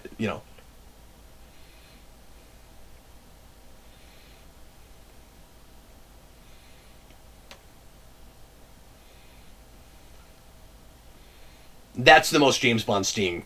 Yeah. In the film. The muted trumpet. Yep. Gotta have the muted trumpet. Okay. See, it's not right away. Like, she uses it pretty soon after it. You're right. But it isn't right away. This also was a big thing that always stuck with me and like, kind of bothered me. Like... And also is, like, really smart and, like, there are things that this movie does that I don't... like, this did the thing that things like this do, where it influenced things afterwards. Yeah. And I think this is one of the big ones. I feel like I've seen this used a lot since this movie. As a way to subdue a superhero. We kind of did it in Monsters University, again, if you think about it. Okay, so... It's not exactly the same thing. The operation is called Chronos. That's the word that Gazer Beam burns into. Yes. Indulge me for a second. Yeah. What does this have to do with time? That's a good question. Because that can't be a randomly selected word. No, but Chronos is also a Greek god. But he's time-based, right? Or am I completely... I associate Chronos with time. Like the word, because it's chronology. Oh, no. Yeah. What happened? I don't know. Okay. I'm not sure. That's what I was worried about earlier, because it was blacking out on us, and I thought it was going to keep happening, and then it didn't, but now it has. Yeah. So I don't know what's going on. I don't know if the movie is still playing, or what's happening. The movie's still playing. We're fine. Yeah. We'll be all right. I'm gonna keep this going for right now. Yeah. Hopefully. I don't know what's going on. It looks like the TV's still on, right? Yeah. It's like we lost our source for some reason. Weird. Bear with us, folks. You guys just keep enjoying the film. Yeah. Eric, imagine what happens next and talk about it. I can only imagine do you the flames. Do you remember what? It's not time for fear. That comes later. Well, yes. Now is the point where there's a scene that was cut out of the movie where she goes and gets. Oh no! Well, I guess the scene where she calls in a. I thought you were just gonna make stuff up. No. Well, there's the part where she goes and gets a taco, and she calls her friend and asks for a plane. There's animatics for that. That person is supposed to be a character. He is flying the plane. Oh, really? And he dies in the plane crash. Oh, I didn't know about that. I had no idea. I think. But that's the name of the robot dog in The Tick. Okay, folks, Eric and I had a little bit of a technical snafu, so we might not be lined up real well for the rest of this with you guys. Edna's right now hitting her with a newspaper. That's what's happening right now, yeah. So go back to that part if we were the DVD player just kind of like died. Yeah. Or if we were a couple seconds ahead of where we were. Right, yeah. I think this is like right exactly where we were, but I'm not positive. Oh, good. Well, it's two scenes with her back to back, and I know and you can't remember where we were because we were talking. We were like 10 minutes later. We were trying to figure out what exactly was happening, and then trying to fix it. We thought we could salvage it in the moment. Yeah. And we ended up having to cut. So anyway, sorry about that, folks. So most people just listen to this anyways. The middle portion, or I say the middle portion, the section with Bob going to the volcano and working for Syndrome unbeknownst to him, I always remember as being a lot longer and a lot more of the movie. It's like the third act is half the movie. Mm-hmm. Well, I consider the third act when Syndrome actually goes to the... No, you're right. We're into the... You're right. We're in the second act right now. We are in the middle of the film. But in my head, all of this is third act. Interesting. Just thinking back to it. Yeah. And it's because but that would make it Bob's movie. Yeah, and every time I well, that's what I'm saying is that it's very much an ensemble piece. Mm-hmm. Like the kids get way more screen time than I remember, and yet I know that they all have like really really good character arcs of their own. Snug. It's not Skippy. It's Snug. Yeah, that guy in that picture. There's an animatic you can watch on the DVD. He is in the movie originally. He actually flies the plane. Oh, I remember that. And then he dies in the crash. I haven't watched special features on this movie in 10 years. I forget why they cut him. I think it's just they didn't have the money to make another character, but I could be wrong. Interesting. Or that they just thought it was extraneous and added. It was just an extra scene they didn't need. I don't remember exactly. Her voice always reminded me of the wife in Field of Dreams. Okay. Oh, so I want to mention there's this weird thing that they do when the daughter, whose name I can't remember, the Invisible Girl, she so she's holding the costume with one hand. Violet. Yeah, because ultraviolet. Oh, never put that together. I always wondered why Dash had a name that went with his power, but she didn't. Yeah.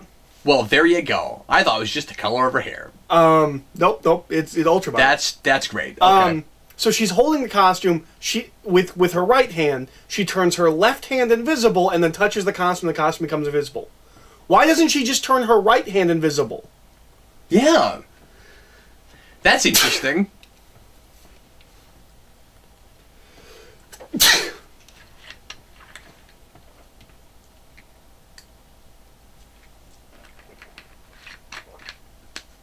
I think that's an interesting analysis / commentary on the traditional kind of like male power fantasy. Yeah. Of like you have to be a lone wolf and like how dare you call for help? Yeah. Men don't call for help. Heroes don't call for help. And obviously it's a teen movie. It's a family movie. Strength is in togetherness. I think that's a really interesting. No, that's a really good point. And from his perspective, a lot of it too is, well, I wanted to be your sidekick. I wanted to help you. You wouldn't take help. You thought you could do it all yourself. So now he's mocking him for needing help.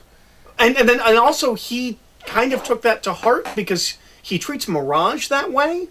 He does not need help. Yeah. He has people that work for him, but no one is his equal. He does not have a sidekick. Right. It's all about him. And like I said, I think all the raging fanboy stuff still plays really well today. I agree. Like he's got the old school typical nerd thing going on, and that stereotype has evolved. It hasn't gone away. It's just not as looked down on as it used to be. But what's really smart is that he is not the comic book guy. No, he's not. I think he still represents fanboys today. Yeah, it's a more nuanced portrayal of that. No, he would be an internet troll. Yeah. Most certainly. If this came out today, that's what everyone would think they were commenting on. Yeah. Which, I mean, I guess the beginnings of that exist when this movie comes out. Starting, yeah. He's the kid, unfortunately. He's the kid. And you always had, the fanboys that were purists and needed everything to be, exactly the same when you're translating something from comic to screen, or, they would freak out if anything in comic status quo changed that they didn't like, that kind of thing. He is that kid. He needs everything. He is the guy who debates about who can beat up who, right? Of course, yeah.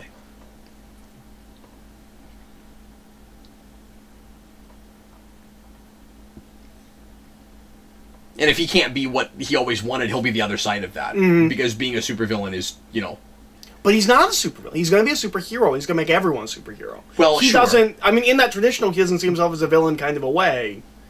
I don't think he thinks of himself as having become a supervillain. Okay, that's fair. This is also kind of a spy sequence. The plane dodging the missiles. And I guess the being held in the thing, but that's still very superhero. See, I think what you just said about him not seeing himself as the villain is somewhat debatable. I think he is in denial about it, but he's not. He's obviously not above killing people and stuff. Like I think he doesn't see himself as an actual superhero. He's trying to. He just wants the perception of that.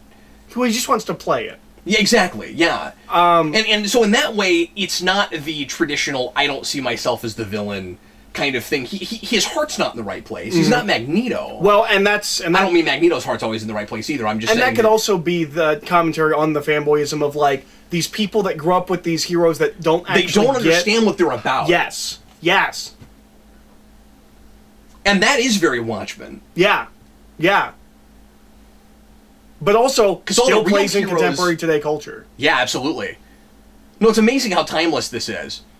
Also, I like how horrified the kids are as they're falling. Well, I mean, it's funny, but also you would be. That hair doesn't look great. Hers looks fine. Violet's looks bad. I didn't notice it either. And this is also a thing that I remember. We got better at water. We also got better at water. Yeah. And glass is a whole thing. Glass looks better here than it did ever before this. Yeah, sure. But I mean, we got better at water after this. Oh, yes. Is what I'm saying. One of the things I remember, I don't remember if it's on the commentary or it's just a behind-the-scenes thing, but I distinctly remember them talking about how much everyone was dreading this sequence because they had to do wet hair, and they'd never done wet hair before. But it actually looks really good. It does. It does look good. Especially hers. Yeah. Elastigirls, I mean. Yeah. Because it's kind of frizzy and bunched up, and it didn't land nicely.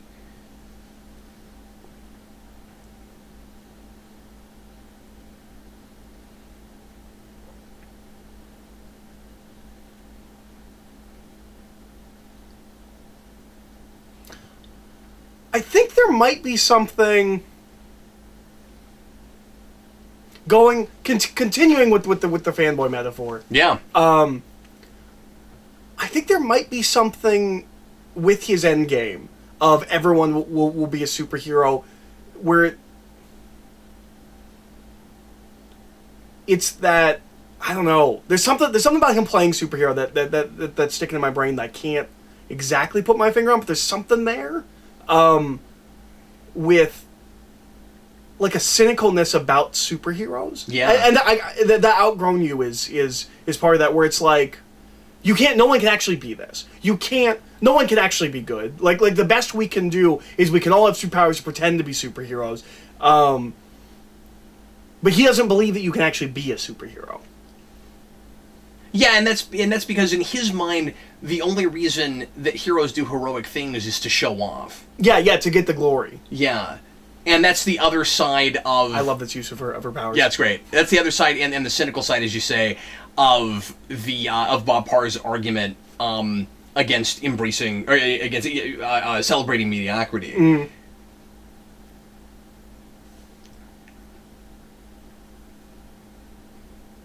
It's really funny that you and I have never sat down and watched this, since we are always batting back and forth when everyone's superhero or super no one is thing. It's my favorite thing. It's the thing Eric and I have been talking about forever. Yeah. I just like to apply it to other things. It made its way into my novel. Oh yeah, you told me It's in that. the food novel.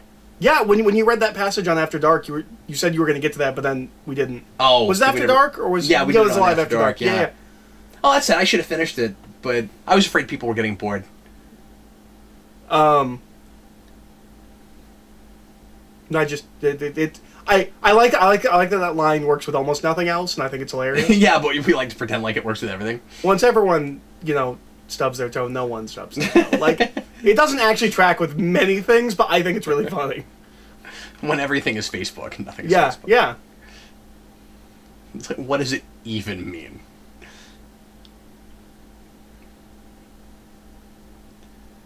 But I also like that it tackles the relativism of superpowers, and therefore the relativism of talents, right? Mm-hmm. Like, we throw around the word supernatural too much when we talk about the idea of superpowers, because to other species, if they were sentient and self-aware and knew what we were talking about, we have abilities that would seem super to other species, and other species have abilities that seem super to us. Like, being a cheetah and being able to run a lot faster than you can is not supernatural. It's just an ability. It's a natural ability that they have that we don't. But we have opposable thumbs. Yeah. I also think it's interesting that we don't talk about where anybody's powers came from in this movie. Yeah. No, I really like that. I don't think it ever comes up. Yeah, no, I really like that. It's just a universe of superheroes. I imagine most of them have different. Yeah, so would I. Yeah. Well, they all came from different places. I don't imagine there is... It's not like Heroes or something like that. Like, I think they just all got... Where they all got in the same way. Yeah, no, it's a traditional superhero universe. They all have their own... I imagine there probably are... Well, we do not have any indication of magical heroes. No. No, I don't guess we do. They all seem science-based. And so, yeah, you could argue, well, it's not natural if they were given their powers. And again, we don't know. That's not a thing we can read at all. But regardless, it's not a thing that any of these people seem to have done on purpose, and so to themselves. And so in that, like, it's not like I was a genius, or like Bob Parr was a genius and he gave himself these powers. He's not to be given credit for that, and so in that way, it's like a natural talent that you're just born with.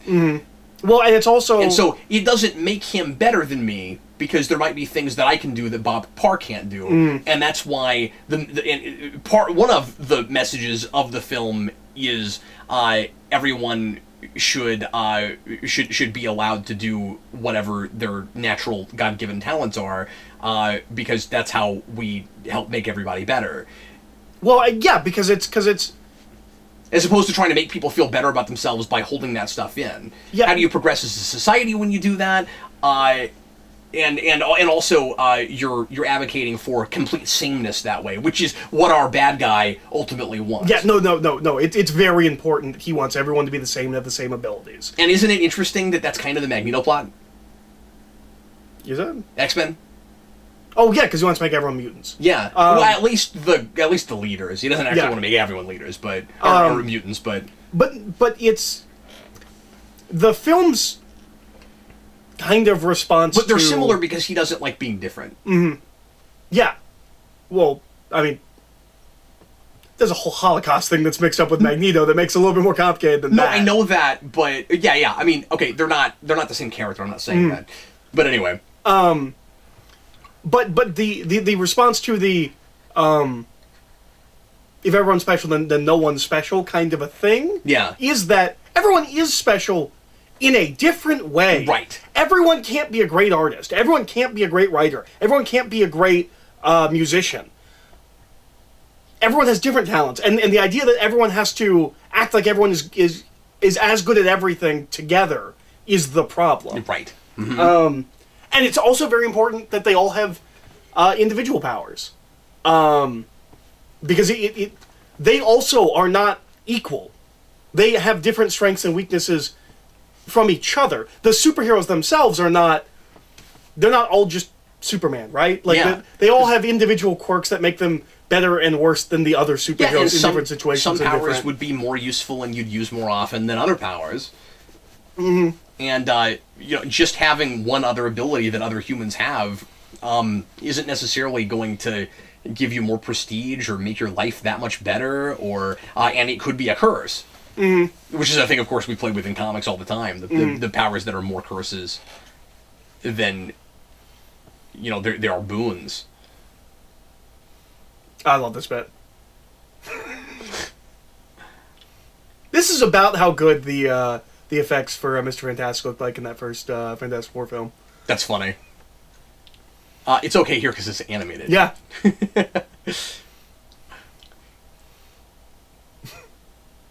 I like that she was able to seduce that guy with just her leg. I think that's really funny. Ooh, a female leg! Once again, not an especially kids movie kind of thing to do. Mm-hmm. It's not hard to understand at all why this movie was such a phenomenon. No.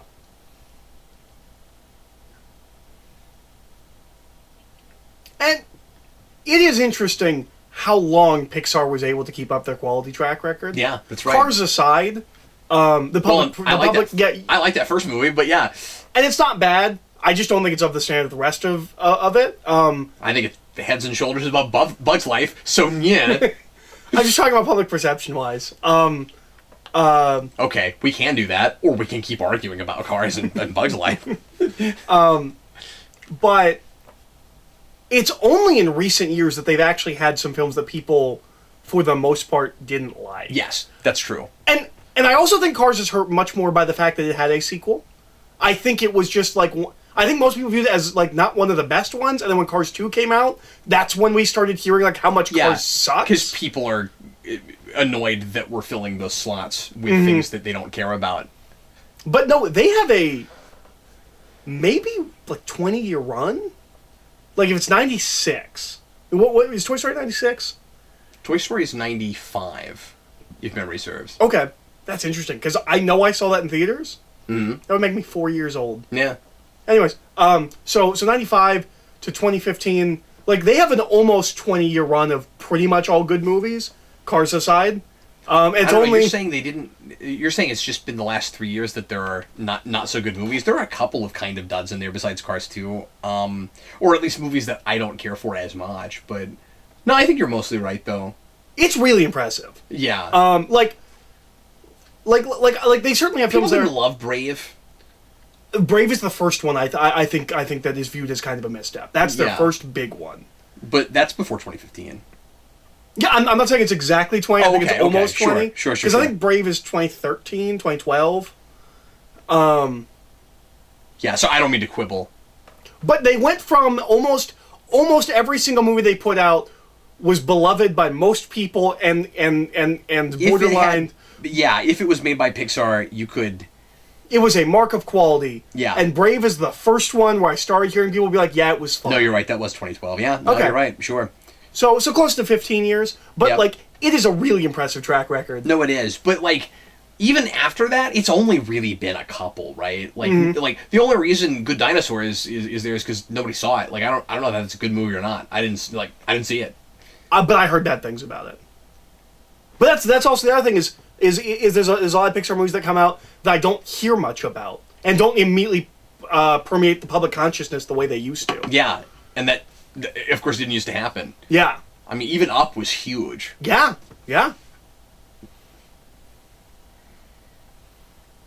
Speaking of Up, that bird totally seems like a thing that would be in that movie. I was thinking of that earlier.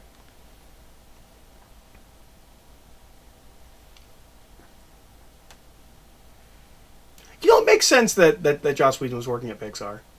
Yeah. His sensibilities line up a lot with what I get from the at least the early Pixar films. Yeah, sure. And he also talks about with his work a whole lot of kind of, you know, cultural and societal issues that just don't get tackled a lot. Mm-hmm. I really like this scene. Yeah. This scene is really intense for a kid's film, and I really appreciate absolutely that. it is, yeah. Because he is going to kill her. Oh, yeah. If she hadn't told him that, I'm not saying he for sure is, there is a strong chance he was about to murder a woman. Well, I also don't know that he was bluffing when he grabbed her in the first place. Well, he doesn't kill her.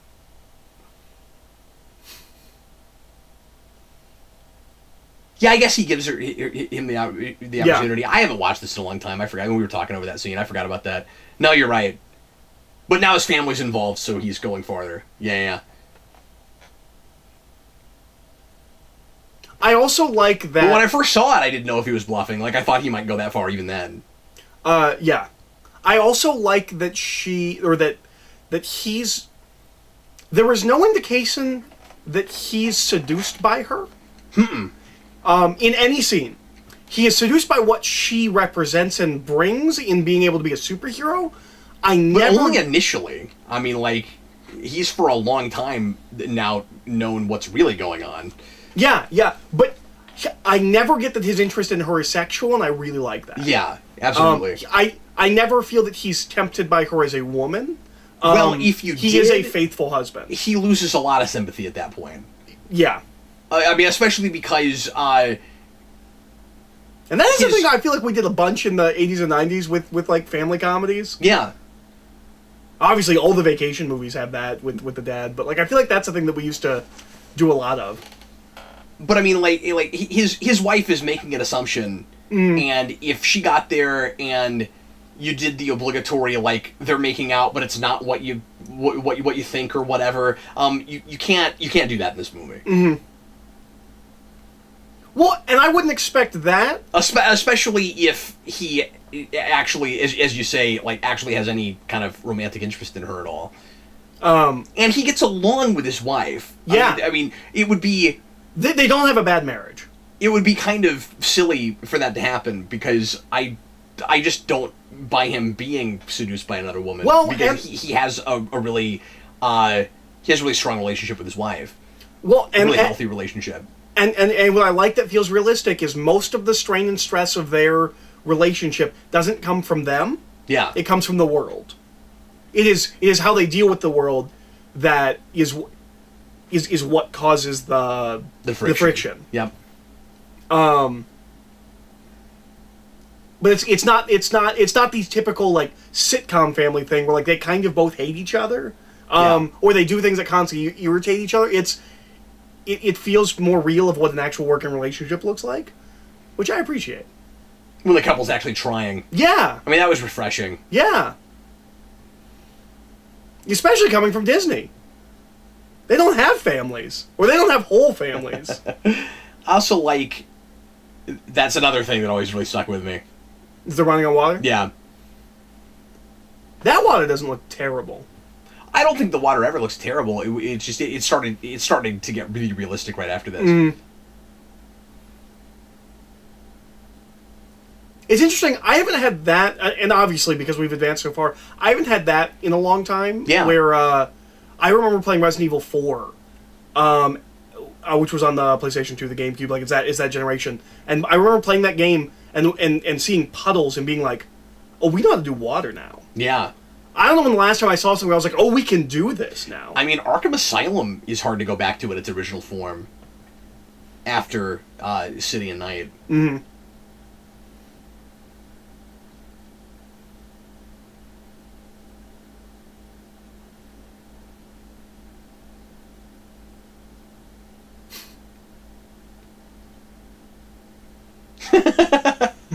Let all mess disappear. I like all these minion guys because they have just enough personality. Yeah. They Yeah, they feel like people. They're like Star Wars stormtroopers, like original Star Wars stormtroopers. Yeah, yeah. There's just a little bit of personality to them. Which we don't really get that much in even Empire and Jedi. But that first one, we've got like, I don't know, maybe it's another girl. Yeah. Like, I love that. Yeah, one of those would say Little Miss Disappear. Yeah, yeah.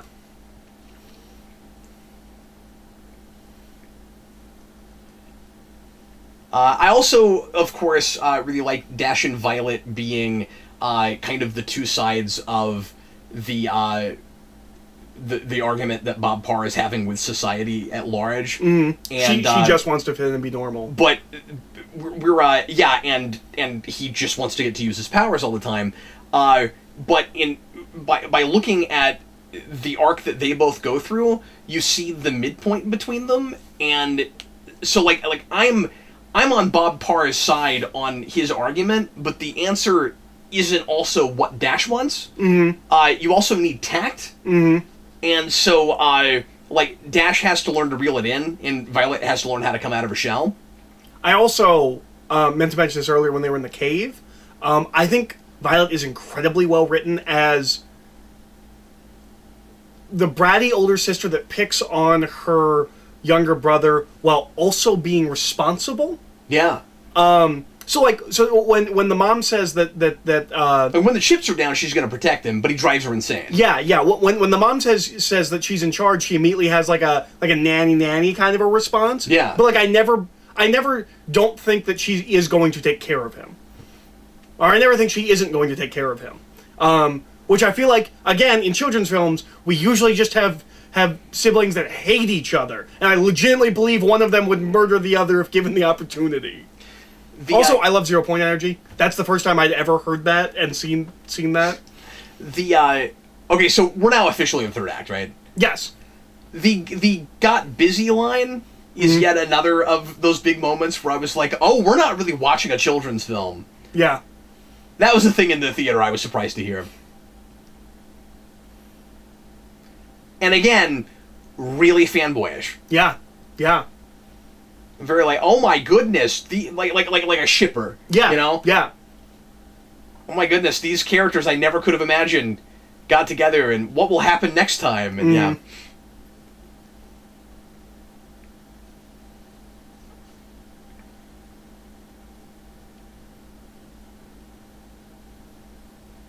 One of the things I really like about Jason Lee's performance here is that it is not just his voice.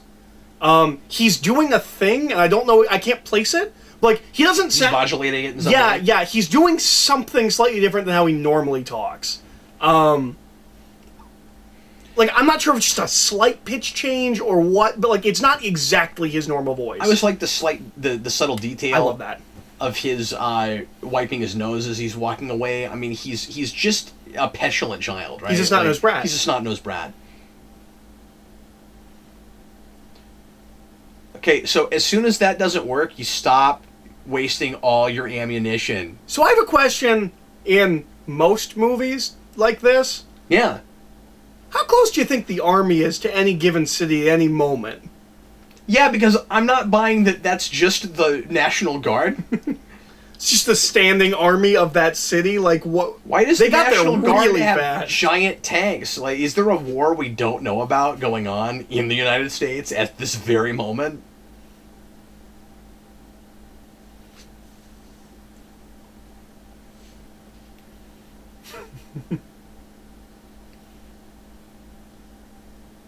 luckily that's the button that did that.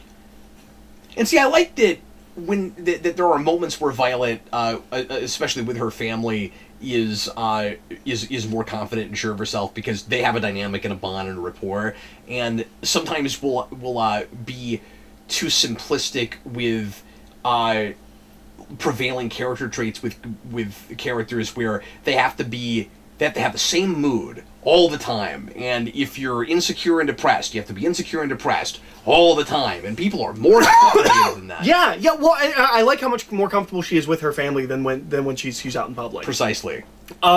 So I have an interesting structural thing. So at the end of the second act is traditionally when your protagonist is at their lowest point. Right. And we just put him back with his family. And his lowest point is when he thinks they're dead. Yes. It's a low point because they're captured, but he needs that to happen to, appreciate them, and he's kind of had his opportunity for change and taking it now. Yeah, his arc is kind of completed. Done. Yeah. I think that's really interesting. It's more about the kids now. Yeah. No, you're right. It is a really interesting structural thing because you can track several stories going on through this that are for these different characters, and they don't squarely all come to what they come to understand about themselves at precisely the same time. Yeah. We also sold the movie on this real hard. Yeah. Which is why the trailers for the new one have brought him and his wife back. Yeah. Do you think we'll see her now? Do you think we'll see her I think that one? will remain a running gag, don't you? Like Columbo's wife? Or when we do see her, they'll make a really big deal out of it, and it'll Niles' be like... wife? Well, I could see her. Now we're just speculating about the new movie, but yeah. I could see her being Elastigirl's kind of sidekick, kind of version of, or just like gal pal. Yeah. I don't mean superhero sidekick. I just mean like kind of backing her, kind of helping her out. Yeah. Because that's what Frozone is doing before he puts a suit on. I mean, he does use his power once, but I like that they immediately assume he's just another, he's a superhero they've seen before. They don't immediately assume that, because there were just so many, they couldn't even keep track of them all, and... But doesn't that also feel like commentary that couldn't possibly be intended but would feel more like comedy now? They just assume it's something they've seen before. It must be a superhero they already know. Movies. Yeah. No, there is nothing about this except for the fact that the internet is not involved, I guess. Mm-hmm. That makes this feel remotely dated and that it couldn't come out tomorrow. Mm-hmm. And feel more relevant than it did at the time. Mm-hmm. At least as far as superhero film culture goes. Yeah. An issue I've always had... This is one of my favorite bits. An issue I've always had with Syndrome is you would give yourself a more benign superhero name if you were going to pretend to be a superhero. You would not show up and be like, I'm Syndrome! That's not a superhero name. That sounds really ominous. Why would you use that? Yeah, but some of the names that we heard earlier were also kind of ominous. Not like Syndrome, though. Yeah. You sound like a disease, and the word sin is in your name. You watched too many episodes of Men in Black, the animated series. Why do you say that? Because that's every episode is the something, the something syndrome. Right. Yeah.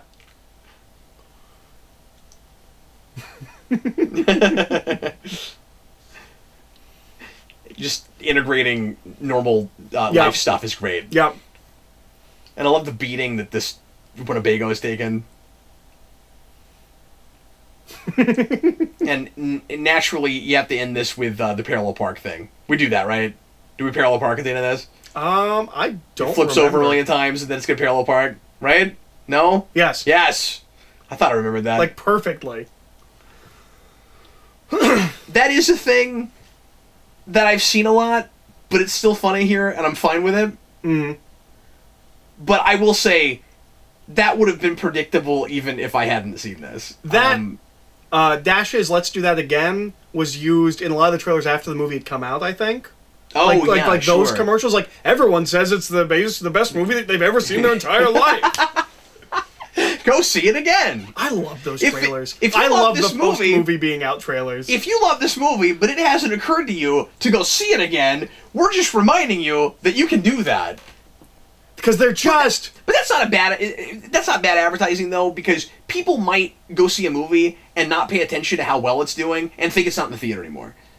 So that is probably why we advertise like that. No, I just love those trailers. I think, or those commercials, I think they're hilarious. Because, like every single one of them makes it seem like a world-changing event. Like, I love it when I see this in multiple trailers where, like, it's a city. That scream is great. And they fill it with words. Like, excellent, profound, out-of-body experience. Like...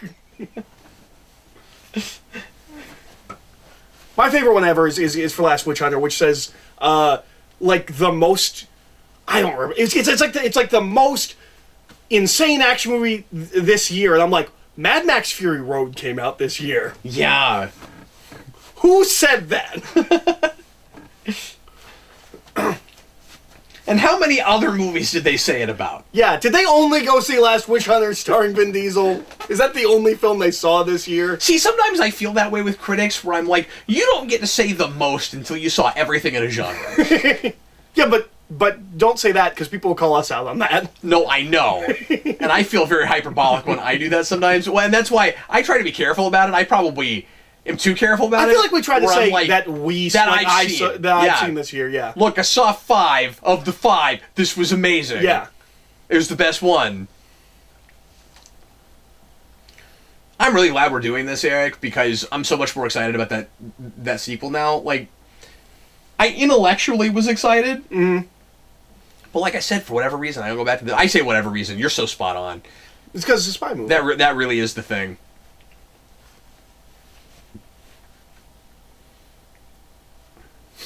They're playing catch now. Yep.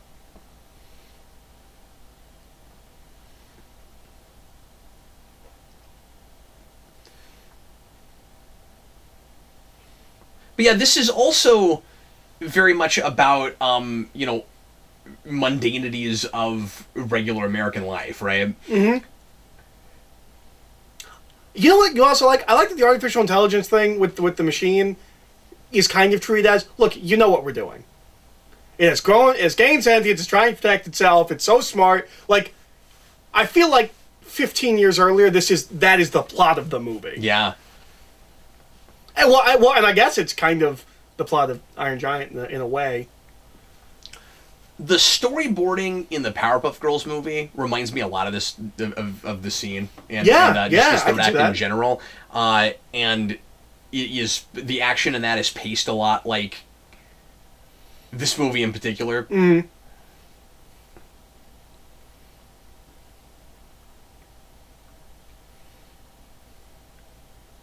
That's really nice attention to detail. But I almost want to say it's more like this is like that because this, and not just because that came out earlier than this. Nobody saw that movie, but the action in this movie is very Tartakovsky-esque. Yes, it is. Yes, it is. No, I don't know if they saw that movie, but like I wouldn't be surprised if they'd seen Powerpuff Girls and Samurai Jack. Yeah. They saw stuff Tartakovsky and did. Dexter. I was thinking that when we looked at the menu. I know Craig McCracken created Powerpuff Girls, but that's out of that house. Yeah, and I'm pretty sure Tartakovsky worked some on that. I don't know. But I don't know if he storyboarded any of the movie, but it feels like his storyboards. He definitely storyboarded some of the show. Yeah. He storyboarded the end of Iron Man 2. Some of the end of Iron Man 2. Yeah. Yes. But I love that. Yeah, it's awesome. But the... By the way, have you seen the action figures that have come out for the new one? Because they're bossa nova. Are they? They're fab, and it looks like they made everything that's in that movie. It's really cool. Cool. Yeah. Do they have anything in the first movie? I wouldn't mind a Syndrome. I'm not sure, actually. I think it's all stuff from the new one. But, so many of the characters are the same. Yeah. It's kind of hard to tell, but... I'm sorry, what were you saying? The animation on the menu, and also the animation in the credits, where it gets super Art Deco-y, looks very Dexter-y to me. Oh, like, sure. Where they're, like, punching, and it's, like, that's Dexter's version of the superheroes, the Justice Friends. The Justice Friends, yeah. Yeah. The Infraggable Kronk. Yeah. And Major Glory. Mm-hmm. And, Who's the Thor guy? Valhalla. Valhalla, yeah. With his axe of power. Yeah.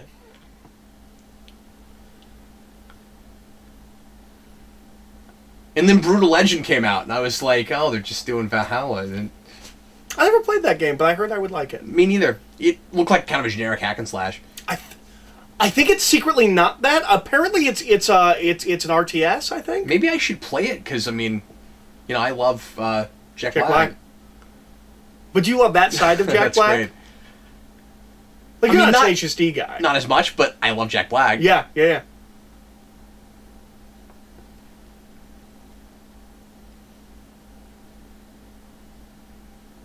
Are you gonna flashy thing us? Don't flashy thing us.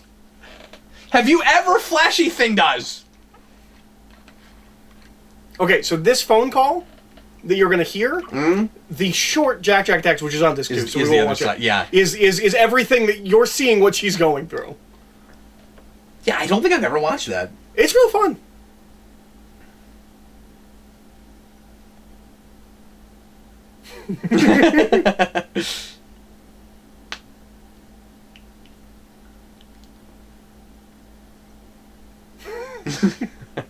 At that point, he's crawling on the ceiling. That's really funny.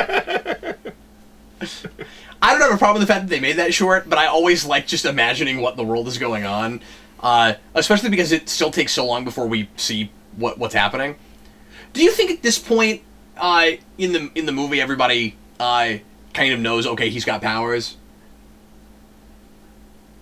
Is that the assumption we're making? No. You don't think so? No. Well, Your baby has special needs? Okay. Yeah, no. Yeah, I don't know. Like, everyone must know, but I don't know if you necessarily like. I think what you're supposed to think is basically that's a great face.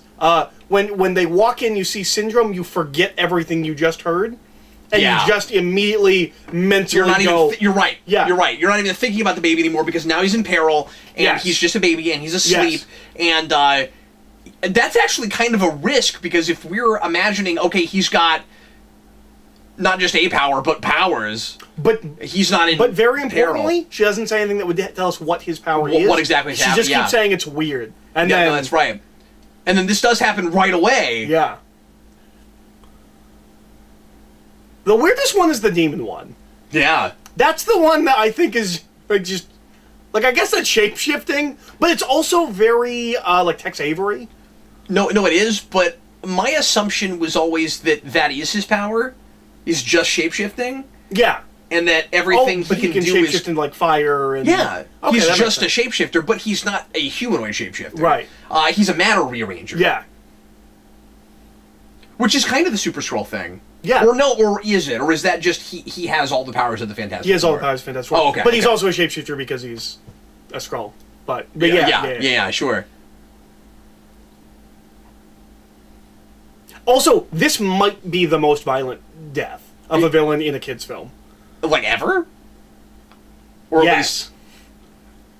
He's pulled into a plane. That's propeller. true. I mean, it doesn't seem as gruesome because we saw a flashback earlier where that happened to another guy with a cape, so we're kind of prepared for that. But I guess that's true. I've always thought that was a pretty gruesome one. yeah. The thing I said in the rewind, and I've always been back and forth on it, is I don't know if I like that Bob throws a car at him. Like, I get that he's got the baby, but, like, he's got to know that's probably going to kill him. What about him? There's people in that plane. Well, that's true, They too. all just died. Yeah, no, that's true, too, yeah. No, seriously. He threw a car at a plane full yeah. of people and then it exploded. Okay, so, You're not supposed to think about that. my criticism stands then. No, absolutely. Just more than I even thought. No, I knew a guy once who hated this movie because of that. And thought that it was, like, bad for children because it was advocating that kind of violence and, kind of ends-based ethics and just would not stop talking about it, this guy. Like, My response to that would be it's the Stanley Jack Kirby thing. Superheroes don't do violence, they do action. yeah. It's not about real-world consequences. It's not about violence. It's about action. Well, yeah. The problem is it Because is a none of the movie that- action in this we deal with violence and consequences. No, I guess that's it's true. all adventure. It's action versus violence. Also, I think this is hilarious. Second, first, and that guy. Well, and what I love about it is that's kind of the embodiment of the idea that there just is never going to be a great answer to that question, right? Mm-hmm. Like, there's a compromise they found, but it's not fair for him to fully, completely embrace his powers. Mm-hmm. But then it's also not fair that he doesn't get to. Yeah. And life is not fair. I mean, that's part of the point of this movie. And now we got Mole Man. I say that to people a lot. That he's I am beneath you, but nothing is beneath me. Everybody quoted that so much really after this movie came out. It's a great line. But that's another place where I think they've got to be looking at Fantastic Four. I mean, he's just Mole Man. Yeah. This stuff. This stuff looks Dexter-y. right. Yeah, no, you're absolutely right. It's so cool. Yay, Brad Bird! Should've gotten Star Wars. You were my pick. Well, after Matthew Vaughn, but Matthew Vaughn's my favorite working director. So I never thought of Brad Bird for Star Wars. That would have been great. That makes a lot of sense. Yeah, he would have been perfect. And I think he was rumored to get it. Man, that's sad. Yeah. It would have been cool to see what that would have been like. It would have been amazing. Well, depending on what they let him do, That's true. They could have held it's That's Giacchino's Giacchino? score. I didn't know that. That's really cool. Because that's Giacchino before I knew who he was. Mm-hmm. And this is a couple of years before Lost. So he's still much more of just kind of a working composer that nobody's talking about. By Lost, people started talking about him, and then he started getting real big movies after that. Mm. Thanks to Bad Robot work, I think, mostly. Well, because he does, obviously, Star Trek. Yep. Yeah, I assume brings him over. But see, there's Kronos again. We never figured out what the connection was. Now he's been everywhere. Oh, yeah, I forgot to look farther into that. I'm so rusty on my mythology, I don't want to just start saying things. I know Kronos' time because it's the root of chronology, but I don't remember the Greek god Kronos. Yeah, he was the leader of the Titans. It's not in mythology. It's not related to time. Kronos can be spelled with a C or a K. Okay, is the thing CH, right? No, C or K. Here it was K. Okay. Kronos with an H would be chronology, and that's why you're thinking about time. Okay. But here it's just a matter Kronos of makes perfect sense because it makes perfect sense. He wants to make everyone gods. And you have the That's whole cool. I've never seen that image revisited of their heads. And remember, you have the whole Titans versus the gods thing, where the gods because the gods are the superheroes and he's the Titans. Yeah, and they took his life away from him. They oppressed him. The Titans are locked away forever. Mm-hmm. That's why it's Kronos. Yeah. That makes perfect sense. Nope, that makes perfect sense. Yeah, you're right. I'm thinking of the other Kronos. Yeah, I knew it didn't have anything to do with time, but I forgot that he was a Titan. Mm. And like I said, I didn't want to just start saying things. This is cool. I like doing them. The side. Yeah, that's cool. I can't immediately say I've seen that elsewhere. Yeah.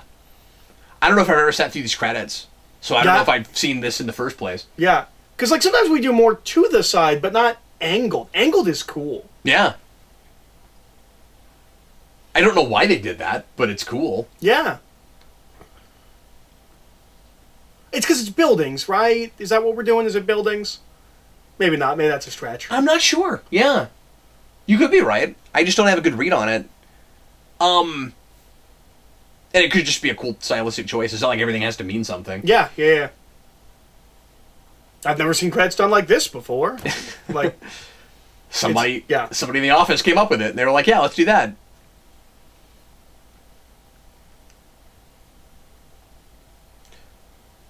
So there are two brilliant and now kind of iconic jazz scores in the Pixar movies. One of them is The Incredibles, and the other one, of course, is Monsters Incorporated. And one of the one thing I was kind of sad about with Monsters University is that score doesn't come back because it can't, because it's a totally different kind of movie. Because that's got to be scored by marching band music. Is there not another one? Where it's a big jazz score? Yeah. I mean, those are the two that I think of as, like, iconic and everybody remembers and goes back to. There might be another one that is kind of jazzy that I'm not thinking of. I forget what Up sounds like. It's more of like an adventure serial thing, isn't it? Up's what I immediately went to, but I don't think that's a jazzy score. Yeah. I can't think of another one right off. Yeah.